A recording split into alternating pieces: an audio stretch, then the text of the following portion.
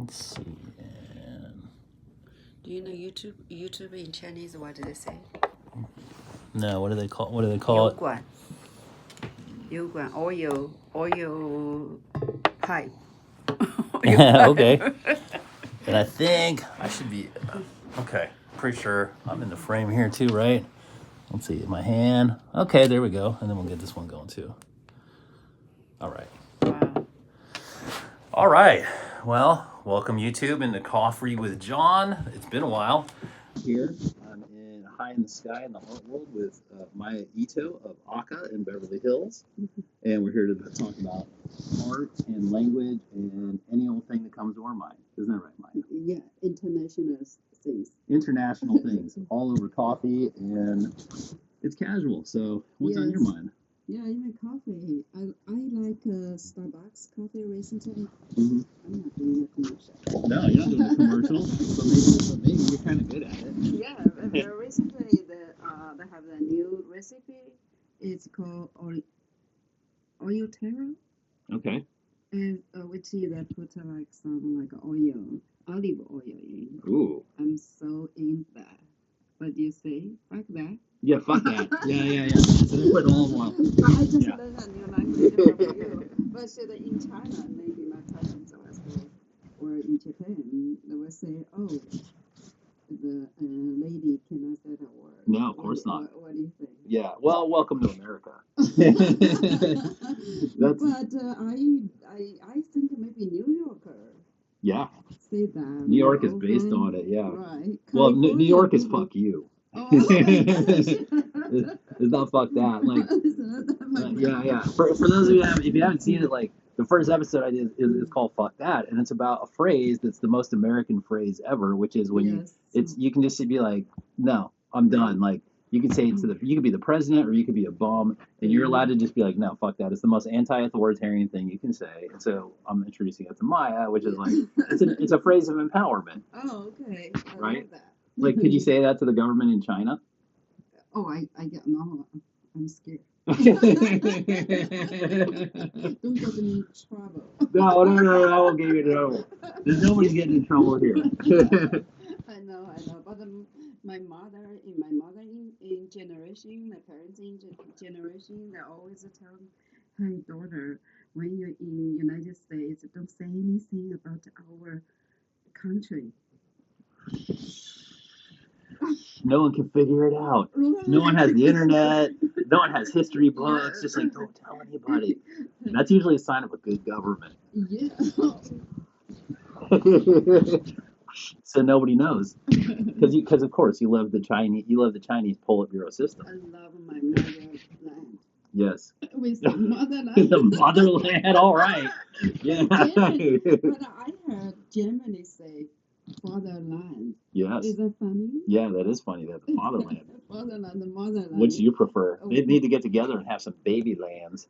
Whatever the land is where you're born. Mm-hmm. But as a human being, we love ourselves first. Yeah. I have to love myself first. I don't care about fatherland, motherland. No. Yeah, fuck that.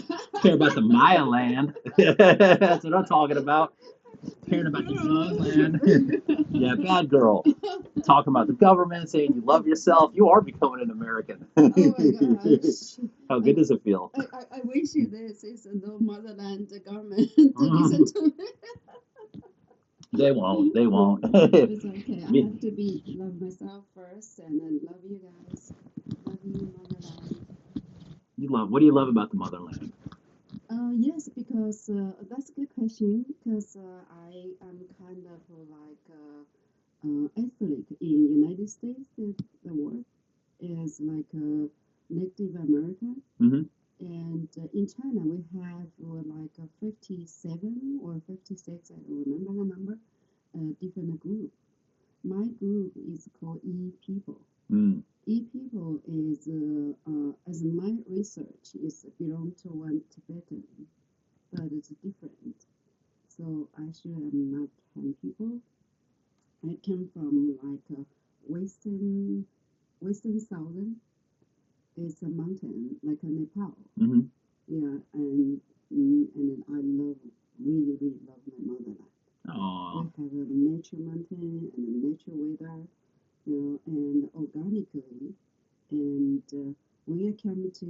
Japan and United States, everybody's talking about the organic food. I was totally surprised. What? That's what I grew up with. And then when I go back to sometimes my parents the first day and they kill the chicken to make a soup for me because I come far away. And then I said, father, mother, I want organic tofu. I want something simple. My parents said, that's a poor people eating. We're going to feed you. Yeah, a celebration A dinner. celebration Kill the dinner. chicken for celebration. Yeah. Yes, that's my parents' love. And did you have the chicken dinner? Yes. Was it good? Very good. Really. Oh, sorry. No, it's good. That's me dancing. Oh, I forgot about you are today. I only saw about your job. I forgot about chicken man. I couldn't say my parents killed the chicken. How's the chicken man? Yeah. Oh, I'm so sorry. It's all right. I'll get through it. I forgot. Some people forget that I'm the chicken man. Yeah, we should not eating chicken. It's all right. I forgive you. Yeah, we should not eat turkey either. No, you can eat all the turkey you want. Just leave the chicken alone. Oh my gosh, yeah, I promise. Mm. No, that's fantastic. I love it. Thank you so much. See, how long ago was that? That is, I think it's been like 20 years ago. Okay. Because I left China in 30 years.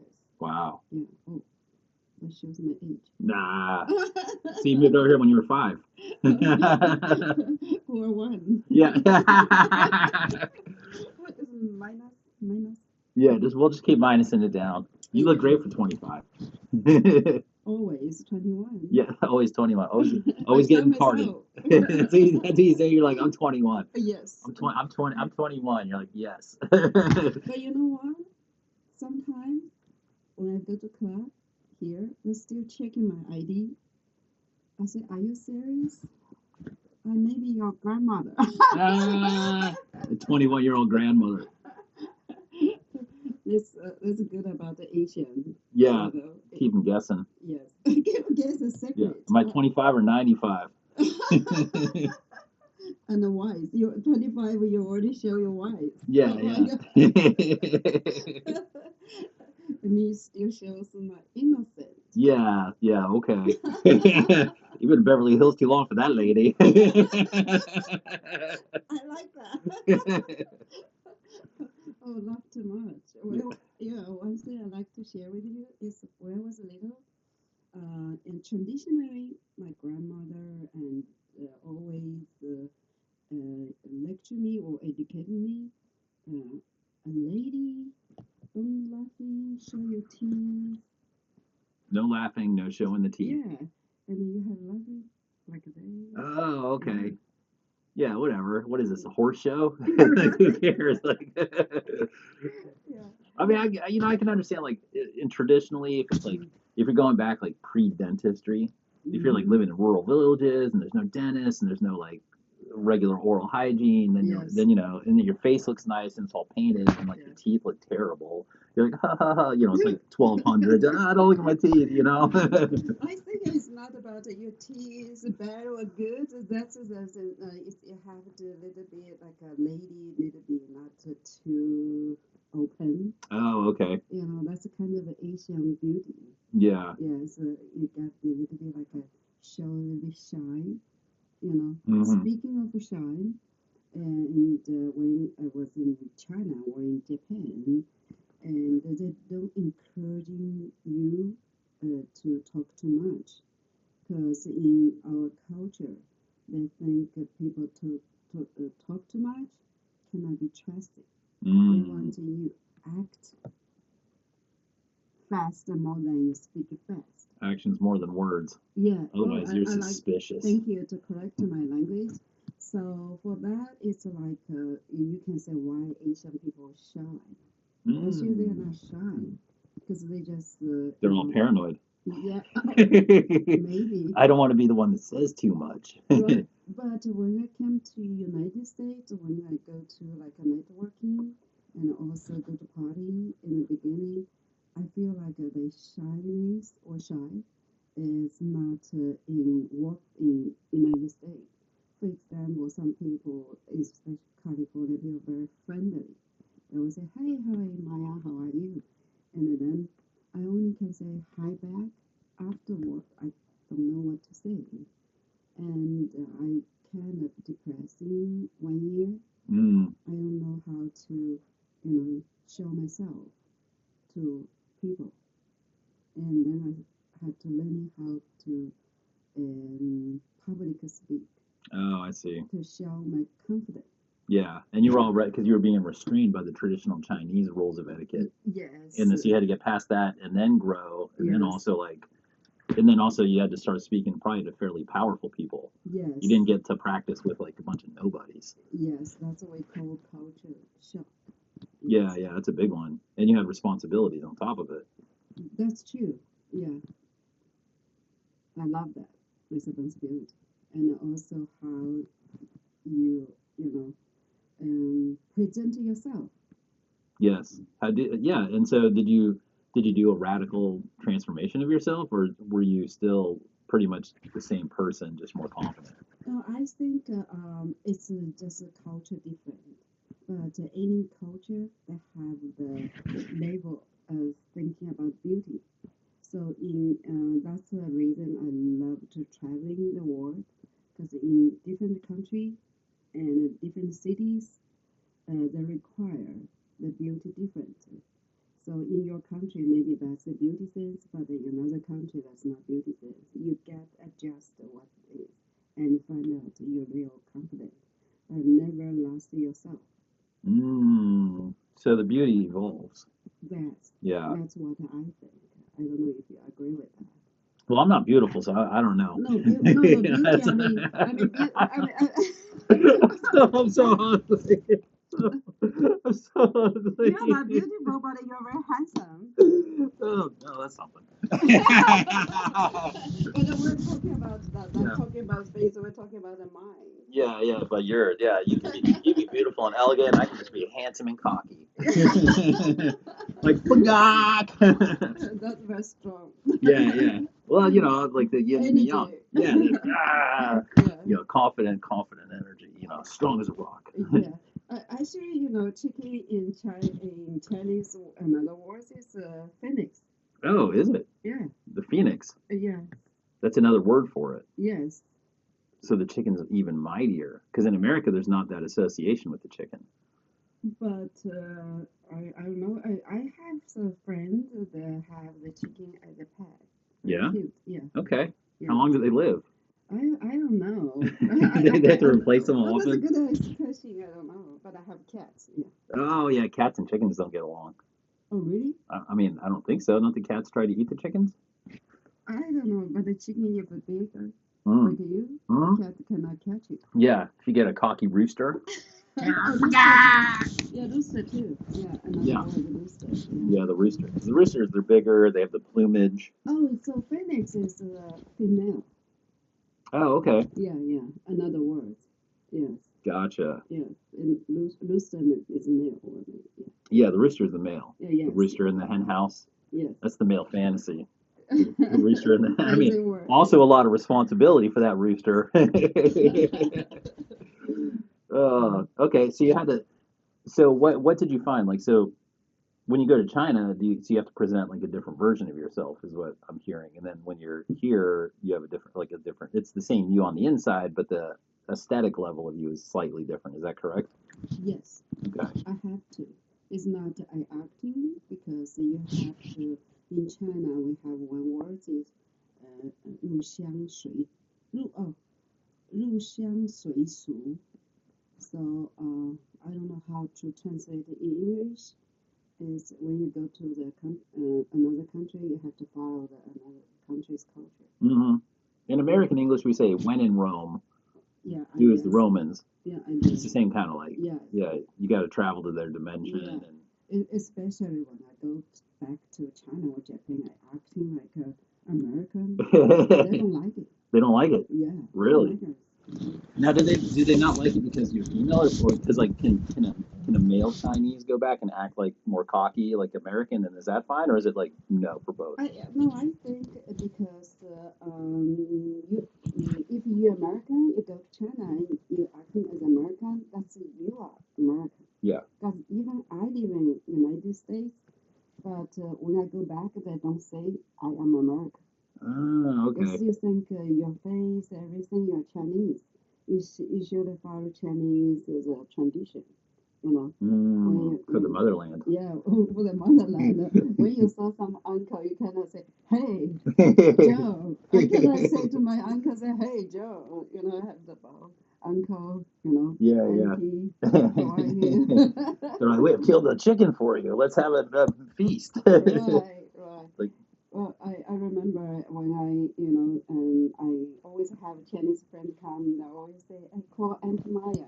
I said, don't call him Auntie Maya, just call me Maya. And the parents said, no, they cannot just call your name. In China, just call your name. Kind of like rude. Oh, okay. Not respectful. I see. Then you give them a business card. That's right. I'm Auntie Maya of ACCA Beverly Hills. Take that to the motherland. Should I put the name of the Auntie Maya? Is this a marketing meeting? What are we doing here? Maybe. That's very interesting. That would be pretty interesting. The culture difference sometimes make you thinking and make you learning different. Yeah. The make sure that's definitely in the same frame. That was a little. I'm just having some. I'm having fun. I'm wacky. I'm allowed to do this, Auntie Maya. Yeah. The different. Okay, so my experience is like, well, the old phrase is that travel extinguishes all ignorance, right? Yes. So, which is true. Every time I traveling to me, like, so I've done like a lot of psychedelic drugs, and I've done a lot of meditation. I've done a lot of transformative work, but out of it all, aside from a few mushroom trips, the most effective thing is travel for transformation. Yes. And like learning and like because your whole body gets involved. Yes. And everybody's bodies are like everybody's not always talking because like how like in China you're saying that makes you look suspicious. What's that guy on talk? What does he know? What does he not know? Talking. Yes. Your body is always talking. Your emotions are always going. And so when you travel, I find that I have to rely more on emotional communication coming through, right? Yeah. Like when I played the Chicken Man, like a lot of that is just, body language, emotional body language. And that helps me to communicate with people. And then I find that when I come back to my motherland, we're not a motherland. The emotional communication is there, but then when I get to use my words, it's even better because I'm trying to then you try to make the two kind of things. I think effective communication is when the emotions are matching what's coming out of your mouth, and I think that's where people get tripped up is. I think that's very interesting. Your brought up is about the language, and the language is in different way. Your writing, and your speaking, and also your body language. Like for me, I like a body language. Dancers is a body language too. Yes. And also we have an art language. We are art company, so all the artists the language is all in the canvas. Yes. Yeah. Yes, art is its own language. Right, exactly. Most people agree that it's a transcendental language. Yes. Because you don't have to use words, and you don't have to be restricted by culture, and you don't have to have any fealties or loyalties to fatherlands or motherlands. Yeah. In fact, I think in the places that are the most oppressed, that's where art is the best language.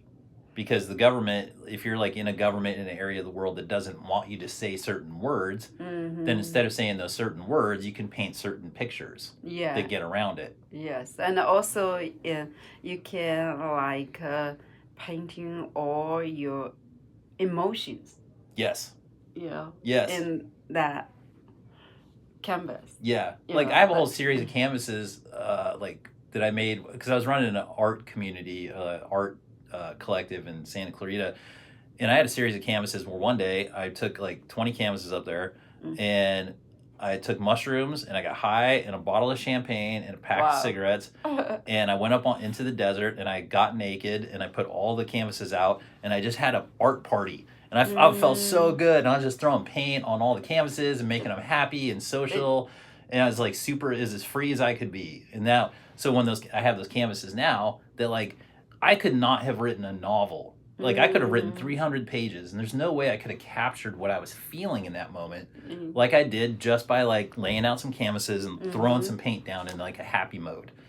And like, so I think that's the story with most art is you can say, a picture says, has 1,000 words, but it may be more. A picture may be worth like 1,000,000 words sometimes, or 10 billion words. Yes. Right? Sometimes, language is very important, but less or more, when you need the communication, maybe more language to explain how you're thinking, but sometimes maybe 1 or 2 words already tell, so it's like our language. I think more like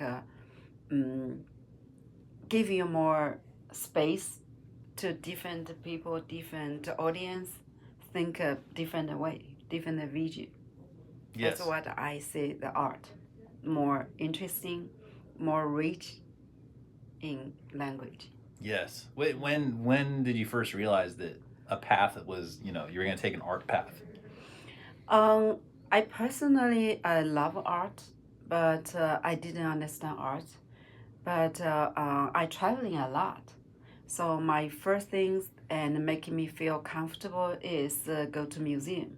Okay. Yeah, I went to a lot of museums. So I found that art is so interesting. And also sometimes you can say a piece of art and connect you personally.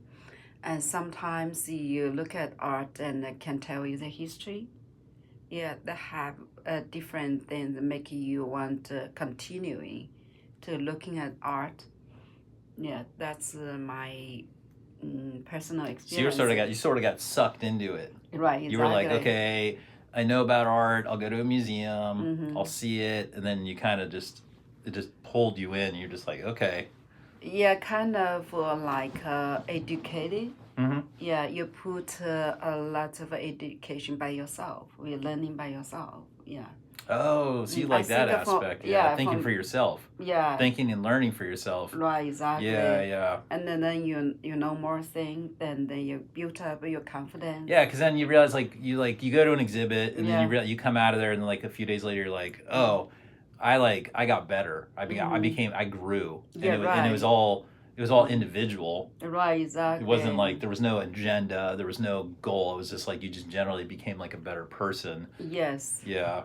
And also it's as a if you are lucky, you know how to join. And when you're traveling, maybe in the past, the oldest day, you don't need to write down everything. Maybe you just sketch a little bit thing and memorable. Easily. Yes. Yeah, then you can go back. There you go back. Yeah, I do that with like... It's like a camera. Yes. Yeah, 100%. I do that with dream journals or dreams. Like, well, one of the recommendations I have, because I think when you get art, helped me get in contact with my dreams, and your dreams are personal art, right? Like when you go to sleep, like, so you go during the day and your higher self is like always getting the clean spiritual look at what's happening in your day. We don't really know all the time. We're like, I don't know, I had to go to the grocery store, pay bills, or like deal with people. But like your higher self is always clean, like looking at the spiritual level, right? Interesting. Then when you go to sleep, all the footage you got from the day, it goes into the little movie room up in your head, and it makes like a little interactive movie for you to be like, hey dumbass, like here's your spiritual lesson for the day that you were like not seeing, or like maybe it's more like, here you go, enlightened one, if you have like a good relationship with your subconscious, and it goes, here's your movie to show you what happened during the day, what your spiritual lessons are, like here's the things that you really want to do with your life. Like if you're being suppressed, you may have if I'm being suppressed, I may have a dream of like freedom, or if I'm like, the dreams always have something like that. So for me, my recommendation to people is if you can just remember one piece of your dream when you wake up, like you're saying with a little snapshot, if you can remember just like one thing that resonates with you in the dream, when you wake up, you meditate on that thing, and then a lot of times you can get a lot of the dream to come back to life. Yeah, it's like a fire. You get like the little kindling and you put it in the thing and you go, and then the fire of the dream can come back to life. But maybe I'm the cat. I don't remember my dream. When I wake up, everything's gone. You're like, yeah. I don't even know what happened. Sometimes I try to remember Yeah. but some people really have good memory to remember their dreams. Yeah, I do. I trained myself. My parents trained me to remember my dreams in my teenage years. Oh, so it need training? I needed training, yeah. Oh, interesting. I got trained, yeah. Yeah, I did how? well, so there's That's an interesting part. Maybe I need to train it myself too. Maybe you need to train yourself. Maybe I'm here to train you, Maya. Oh, good. Yeah, I'll be your dream trainer. Become a dream mentor. Dream mentor. I like it. Well, I think most artists are dream mentors. That's a good phrase. That's a good phrase. Yeah. Well, here's the training they gave me. So, my mom at the time, she was a whole bunch of stuff, but she was into Carlos Castaneda, the South American mystic, and he was all about the dreamscape, and it's all very like Carl Jung. And the technique that I was given was, so the Native Americans had a technique, and their technique was, as you're going to sleep, you do a breathing meditation, a conscious breathing meditation as you go to sleep, and you go, okay, I'm shutting down my body. You concentrate on your breath in, breath out. And as you're doing this, you feel the air cleanse your body of all the stress of the day. You start to shut your mind down. And then as you breathe, you go, okay, I'm consciously like slowing down my systems to go to sleep. And then as you relax, you have a thought. And the thought is, I am going to awaken in my dream tonight. And as I awaken in my dream, I want to see my hands. I want to see my hands. I want to see my hands. And it took me a while. It took a number of months. But then at a certain point in my dreams, I was in my dream. And I remember I looked and I saw my hands. And I was so shocked I almost woke up. I was like, oh, I can see my dreams. I can see my hands in my dream. I was all, I'm in my dream. I was like, and at that moment, I remember there was a hill. And I saw my hands, and I was like, dude, I'm in the dream. And then I was like 15 or 16, and I saw this hill. It was a green hill, very steep, and there was a river running down into a small village. And I remember looking at the river, and the river was running uphill. And I was like, I knew it. I was like, I know I'm in the dream. Interesting. So I was like, I'm going to go to the village and have an adventure. So I took control of my dream in that moment. And ever since then, now I can remember I've been able to remember the dreams. That's not a problem. But often I can take control of my dreams, which isn't always the best thing, because sometimes the dreams have to inform you, so it's not good to be a control freak, but it is fun because that's where I really started to learn to create. Like, I didn't have anybody stopping me in my dreams. I could just start to create in my dreams, and and I can honor my instincts. And because when you create, you don't, people think like, oh, you get an initial idea or plan and that's going to be it. Like, that's not how it works. Like, usually that only gets you started, and then like many iterations down the creation path of whatever that initial one was is what ends up being the creation. And there's no way to control it, because each one builds on itself and it becomes something new each time. Yes. So in the dreamscape, I learned that, because in the dreamscape, it's an accelerated pace, because in a dream I can go through, I've had dreams that lasted months. I've had dreams where what do you dream about? Everything. Wow, interesting. I think when you're talking about dream, I'm thinking about the meditation. So what difference with your dream training and meditation? Because I practice yoga when I was in Japan. So my teacher is very famous, and in yoga, everybody think is yoga people have the soft leg, soft hand.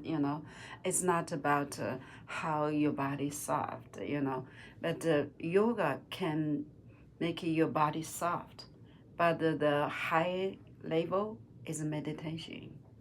Yeah. So I did some meditation. Maybe is you are trying to remember what your dream. But meditation is trying to build up the new dream, future. That's definitely one of the main uses of meditation. Yeah, right? Yeah. Good job. You did it. Oh, no, I'm just trying to, that's a very interesting conversation. Yeah. I'm just trying to, figure out, how we're human, we're people, is from my opinion, my eye is we are the first thing. We are the piece of art Yes. ourselves. Yes, I agree. Yeah. I agree. So I think each of people present a different art. So it's a very interesting as about people. Everyone's different. Yes. You know, maybe in your side, maybe you are born as a chicken. Highly likely. Yeah. You know, because this is like Asian like a culture is called karma. Mm-hmm. You know, Yeah. is you do you believe you have a past life? Mm-hmm. You know, present life and the future life. Mm-hmm. So some people believe in that. Yeah. Do you believe in that? Oh yeah. Dude, life goes on forever. Have you ever like question about who you were? Yes. Yeah. My mom. Okay. My mom wrote the book How to Use Meditations to Recall Your Past Lives. Oh, interesting. You can look at yourself in the past and Yes. never training about Yeah, that you way. can. Oh, Yeah, and so when we were children, she would give us guided meditations to access our past lives. Yeah. So initially when I did it, probably for the first few years, I would get in my dreams the past lives would start to be accessible in my dreamscape. Yeah. And I would get I've recalled I'd say like 4 or 5 different past lives. Oh, really? Yeah. Wow. And they're powerful, and when you gain access to them, it's very powerful emotions. Oh, And it interesting. So explains you have who you too are. many different paths. Oh yeah, and it Oh, explains who you are. Because dude, all these habits, all these personality traits and characteristics, they don't just build up in one lifetime. They're the process of like many lifetimes. If you look at a toddler, a baby, by the time they're 1 or 2 years old, they already have so many character traits. That's right? true. Those don't just show up because they were like hanging out as a baby for a year and they're like, oh yeah, I should do that. No, like those souls already have those souls already have a lot of experience on them. I see. And it's not universal experience. It's like specifically human experience most of the time. Now here's the funny thing, and I almost never tell anybody this. So the Buddhists are correct, you know, that like there's all the incarnations, and you got to work your way through the samsara, and you got to get through all the Maya, and you got to process it all, right? That's your karma that turns into dharma, right? Like your karma is like all your personal stuff, and then when you realize you have responsibilities, that's the dharma. Because once you start to like interconnect with the universe is like, hey, welcome to the show. Now you have a job, and you're like, oh, okay. One of the things is that people do jump from species. So if you go from like a high level animal to a human, because humans are special because we are spiritual animals. We're animals who have spiritual abilities. And only a very few handful of other animals have that ability. Like whales, dolphins, octopus. Like there's a handful of other animals that are close, but they're not with humans. But here's the thing. If you look at all the different animals you could be, and you work your way up the chain, incarnations, and then let's say last life you were like a dog or a dolphin or something that was like, you're almost spiritual, but not quite, but you proved yourself to be like an enlightened version of that, then you get a human life.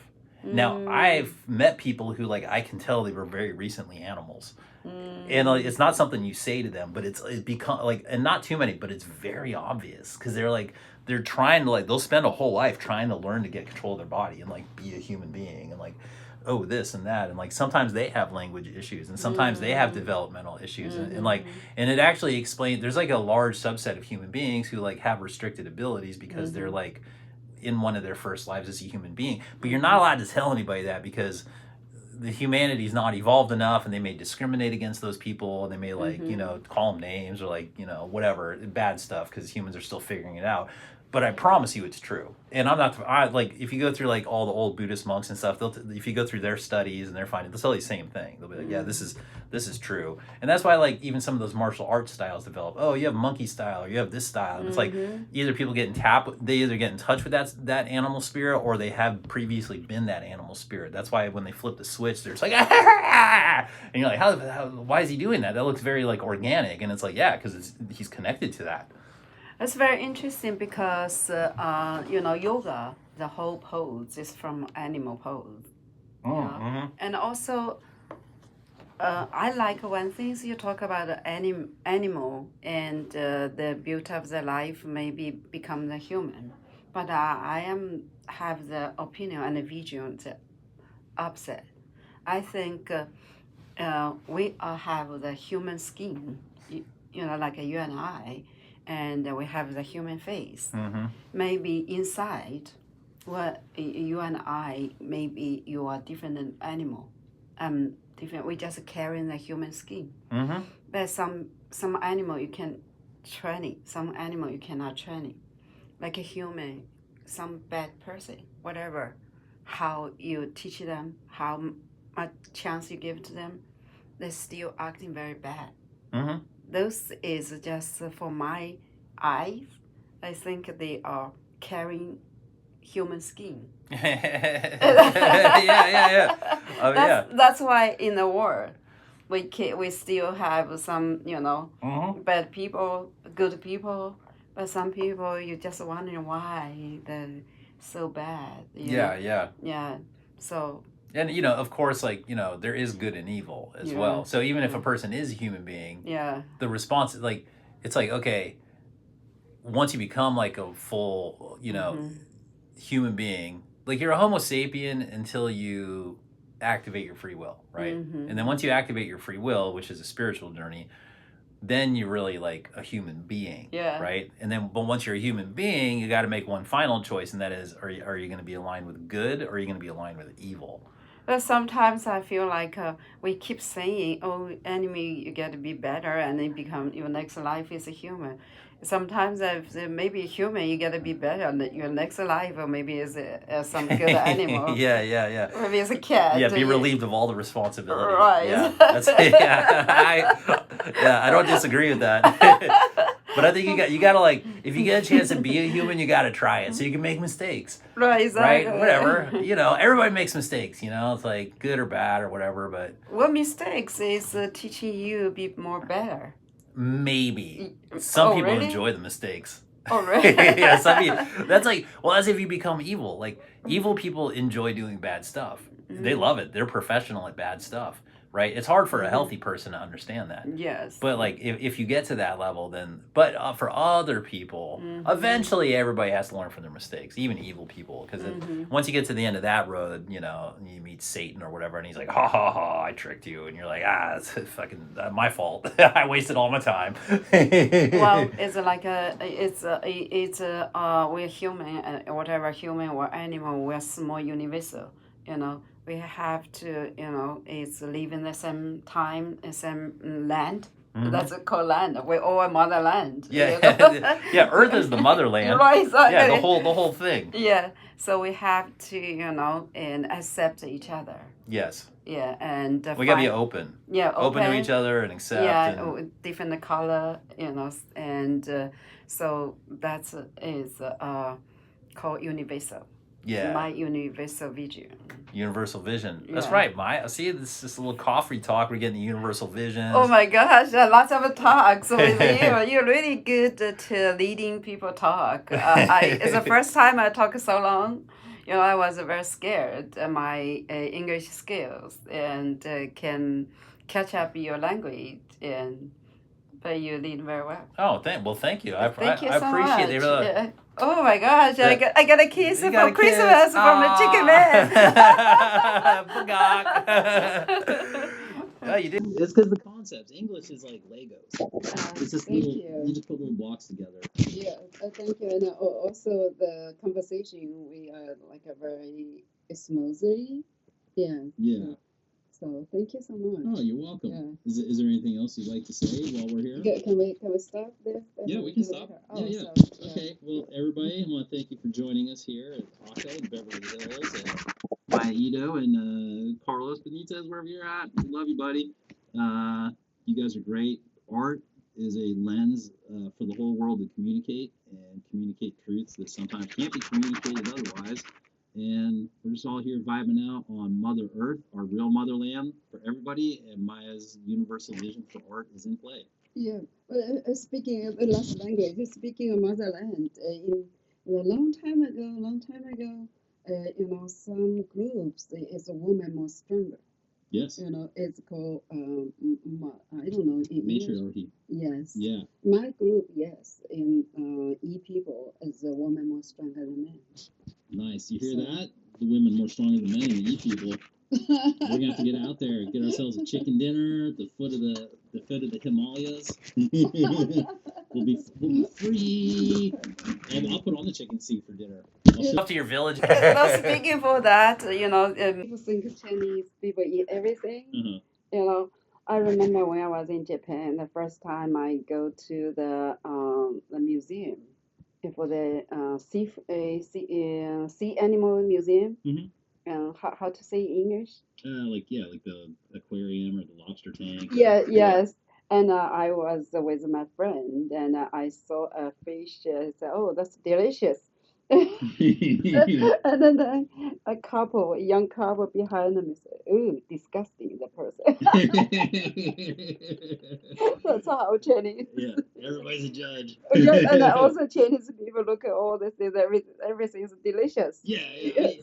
So don't get them to your table. Yeah, don't get them to your To your table. dinner table. I've seen so much. There's so much different food to eat that, like, I mean, okay, like I love eating lobster, right? Yeah. But when you look at lobster, Yeah. it's basically an ocean cockroach. Mm-hmm. You know, Yeah. it's like an ocean bug. Same thing with shrimp and prawns. Like they're basically bugs, right? Yeah, They're yeah. ocean bugs. They are if you look at them, but Yeah. they're delicious. But some countries that don't eat it. Yeah. Yeah, that's Because they see it, they go, it's an ocean bug. yeah, it's disgusting. Right? Yeah. And then like cows are delicious, but you can't eat one in India. Yeah. I mean, I was vegan for like 2 years, so Oh. yeah. Okay. So I got Yeah. cleaned out of all the animals, Mhm. and the vegans are mainly right. Like Yeah. you shouldn't eat most of the animals, Yeah. you know. But some are really delicious. I mean, that's the problem. But I think speaking of eat different animals in different countries and people against another countries, you should have eat that or this. I think this is a motherland give us survival the gift. Yes. It's different location, different country or cities that only have the few things to human survive. Or because we're human, we're speaking stand for human. Maybe it's bad, we cannot kill animals. We cannot, but speaking of soul, animal have soul, plant have a soul. So we cannot eat anything. Can we just Live on the sun. meditation? Yeah, photosynthesis. With the air. Yeah, just that So that is high calorie air. that's a very deep conversation. We leave it to science. Yes, we'll leave it to the scientists because they're qualified. Right, They've done such a great job. Yeah. Yeah. Science. Okay, everybody, it has been an absolute pleasure. I hope you enjoyed it. And yeah, we'll see you around again. This won't be the last time. We're gonna talk more. Oh, yeah, absolutely. We're going to talk more. Here we go. And that will be the end.